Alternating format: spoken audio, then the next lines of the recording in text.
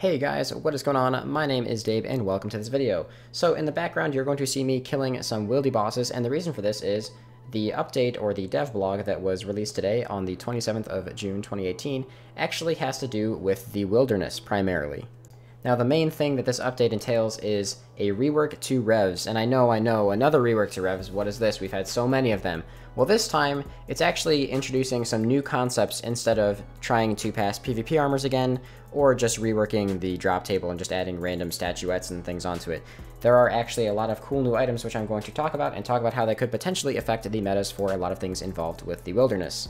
Now before I go any further with saying anything about this dev blog, most of these things are not going to have any impact outside the wilderness, and if they do, it's going to be extremely minimal, so I wouldn't worry about it too much. However, they will be pretty game-changing for the metas of some of the wilderness bosses and just overall wilderness activities. So let's go ahead and get right into it.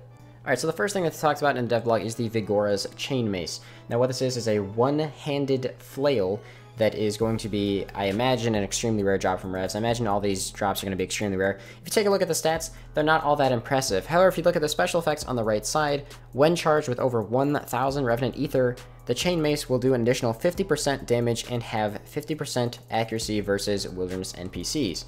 Now, why is this so important? Well, on screen now you'll see the stats of an Abyssal Bludgeon. The Abyssal Bludgeon is the current meta for killing Vedian as far as I'm aware. Some people use Elder Maul now, but Abyssal Bludgeon is generally the accepted meta. And if you actually take a look back at the previous stats of the Viggora's mace, which I'm putting back on the screen right now, if you give 50% accuracy and strength bonus to that, it pretty much matches or surpasses the bludgeon already, and that's not even including the fact that it also has an accuracy bonus and can be used with a Dragon Defender since it's a one-handed weapon.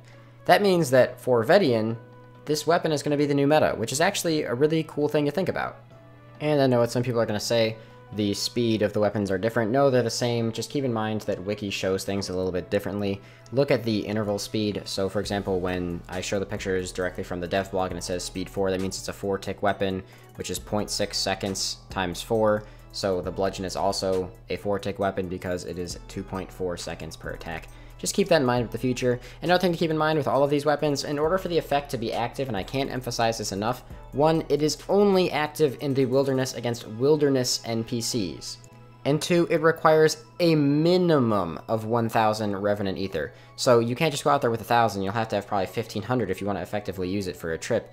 And if you die with that weapon, the PKer will get the ether, not the weapon itself. So it's not like these weapons are going to be lost frequently, but the ether within them will be, which gives a bigger reason for PKers to actually find people using them. Alright, the next thing on the docket is the Craw's bow. Not the crossbow, Craw's bow. So this is going to work similar to a crystal bow in the fact that it won't use ammo, it will use ether for attacks, and once again also gets a ranged accuracy and damage bonus when it is charged properly. So this one I can see being much more useful than the mace. The mace can only really be used on Vedian practically, and maybe some Wilderness Slayer tasks and potentially Revs, but this I see being used way more often on Revs as the current meta is to blowpipe them, and this I imagine will end up being a stronger blowpipe. It will be 1 tick slower in PVM as it is going to be a 3-tick weapon, and blowpipe on rapid is a 2-tick. However, I can also see it being used against Ventizreborn as the current metas revolve around ranging for the most part. Not what I'm doing in this video. I'm actually safe spotting. The current meta involves using a cannon and ACB with an LE, I believe. However, that's besides the point. An additional use for this will actually also be for the Chaos Fanatic that is near the KVD layer. The meta for that is currently to blowpipe it with a cannon, and I can imagine that this will be a lot cheaper to use than a blowpipe, despite the fact that you're risking a decent amount, probably around 100k or so if you have an adequate amount of Revenant Ether in it. And speaking from personal experience, that boss sucks to go really dry on and to have slow kills with, so it's very nice to be able to kill it quickly, and I imagine this will do just that.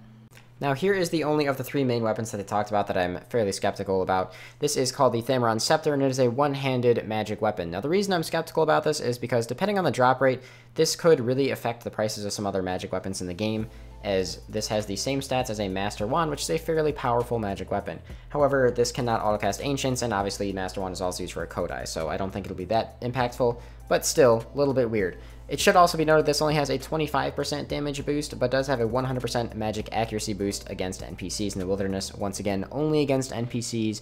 These new weapons will not be able to be used against players effectively other than their generic stats on them. So the reason I think this is such a big deal is because you combine this with some other things like Tormented Bracelet, maybe even Tome of Fire if you're feeling a little bit risky, and Crazy Archaeologist will be a joke. because you'll be able to hit some freakishly high numbers against Crazy Archaeologist. On top of that, this could be a fairly nice thing to use for Scorpia if you are willing to invest tons of runes into autocasting, or not autocasting, into spamming your Ancients, because like I said, this can't autocast, which is kind of the issue. You'd have to be clicking from your spellbook every time, which I imagine would be a huge nuisance, but if you ignore the cost of the runes, it would be a very, very high damage output and might actually end up being worth using at both those places. Alright, so here's the next one, and this one could be pretty interesting.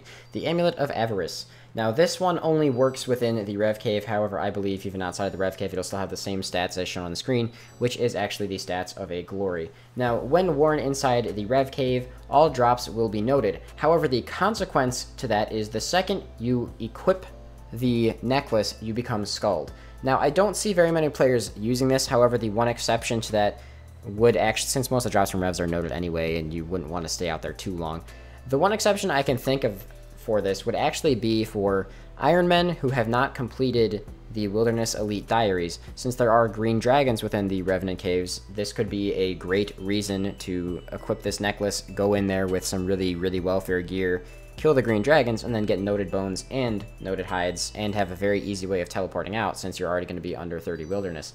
So I could see that being a decent use for this. However, this amulet, other than that very niche use for Iron Man, I can't see being all that practical.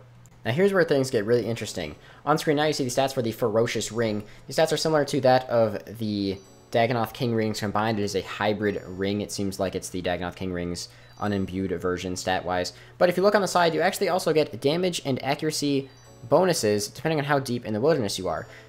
The downside to this is, once again, you will be Skulled as long as you're wearing this weapon. But the reason I say this is amazing for PKers is because it's not specified in the dev blog that this does not apply to player damage. Now, I don't know if that was meant to just go as an implied thing, but it doesn't say that at all. So for people who deep wilderness PK, you're usually going to be Skulled anyway, or prepared to skull. So wearing a ring that makes you Skulled is not really that big of a downside, and you'll get 5% accuracy and damage in addition to the stats of a really amazing Brid Ring. So this could be really, really good for people who deep wilderness PK.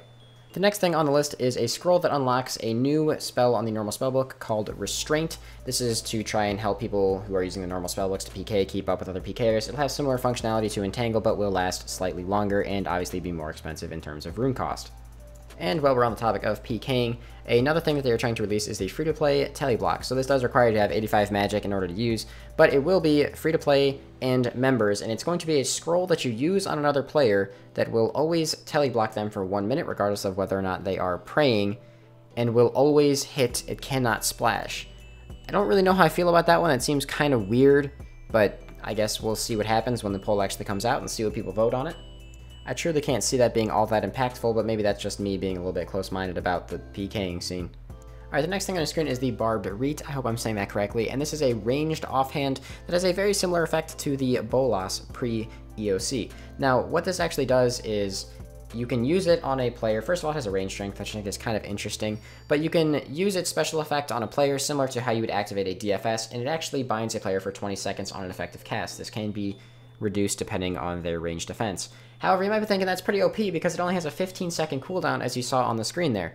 But a player can actually attack back if they're attacking the person who stunned them or bound them with the Barbed Reet. Every attack that they return on the person who bound them will reduce 5 seconds from the overall time. Now, I think that that's kind of risky as a mechanic because obviously this could really influence skull tricking. If several people cast it at the same time, you might not know who casted it on you, and someone's going to try and return an attack on them so they don't get permanently bound in place, only to get skull tricked. So I'm pretty unsure about that mechanic. I definitely think they should increase the cooldown to 30 seconds to at least give players who are getting attacked by a big team a chance of escaping. But other than that, the concept is fairly interesting. So now we're going to move on to a couple other things. I'm going to ignore most of the quality of life stuff and jump right into the only other thing that I would consider to be fairly large on this poll, which is Theater of Blood entry mode.